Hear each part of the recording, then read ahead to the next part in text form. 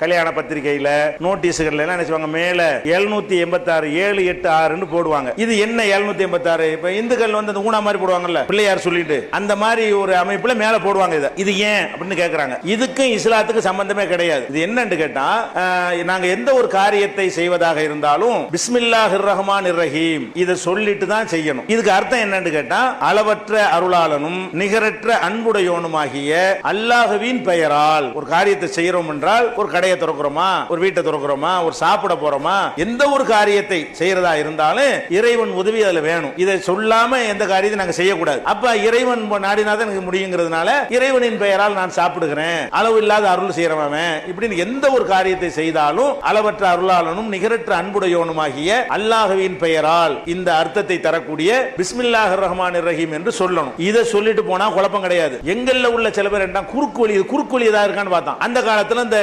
நியூமராலஜின்னு ஒன்னு கொண்டு வந்தாங்க. அதாவது ஒரு எழுத்துக்களுக்கு நம்பர் கொடுப்பது. இந்த மாதிரி என்ன பண்ணிட்டாங்கன்னா, அரபு மொழிக்கு ஒரு நம்பரை கொடுத்து இந்த பிஸ்மில்லாஹிர் ரஹ்மானிர் ரஹீம் இருக்குல்ல, அதுல பி க்கு இத்தனை, இஸ்ஸுக்கு இத்தனை, மீ க்கு இத்தனை, இல்லுக்கு இத்தனை அந்த நம்பர் இருக்கும்ல, அதெல்லாம் போட்டு கூட்டுறாங்க. 756 வருது. இந்த நம்பர் இஸ்லாம் கொடுக்கவில்லை. நம்ம ஏன் பிஸ்மில்லா உல பிஸ்ஸா எழுதணும், 756 எழுதிருவோமே அப்படின்னு சொல்லி என்ன செஞ்சான், எவனோ ஒருத்தன் கண்டுபிடிச்சான். இதை கண்டுபிடிச்சு சொன்னோன்னே இது ஷார்ட் ஹேண்ட் பிஸ்மில்லாவா இருக்குது, சுருக்கெழுத்தா இருக்குன்னு சொல்லி இதை பயன்படுத்த ஆரம்பிச்சிட்டாங்க. ஆனால் எழுத்துக்களை எழுத்துக்களுக்கு பயன்படுத்தணும், எண்களை எண்களுக்கு பயன்படுத்தணும். லட்சக்கணக்கான சொற்களுக்கு 750 ஹரே கிருஷ்ணா அப்படின்னு அரபில எழுதி ஹாவுக்கு இத்தனை ராவுக்கு இத்தனை அதுவும் 756 வருது. அதனால இது ஒரு மூடத்தனமா தான் என்ன செய்யணும், எடுத்துக்கொள்ளணும். இப்படி போனா என்ன ஆயிரும், ஒரு முஸ்லிமை பார்க்கும்போது அஸ்ஸலாமு அலைக்கும் நாங்க சொல்லிக்கிறோம். முஸ்லிம் இல்லாதவங்களும் சொல்லலாம், ஆனா சொல்ல மாட்டேங்கிறாங்க. ஆனா அப்படி சொல்லும் போது அஸ்ஸலாமு அலைக்கும் சொல்றோம், ஆவுக்கு இத்தனை இஸ்ஸுக்கு இத்தனை சொல்லிட்டு ஒரு 500 வருதுன்னு வைங்க, 500 இது வருமா, சரியா வருமா? இது அஸ்ஸலாமு அலைக்கும் டாத்தா அதுக்குரிய அந்த எஃபெக்ட் இருக்குமே தவிர அதுக்கு பதிலா 500 சரியா வருமா?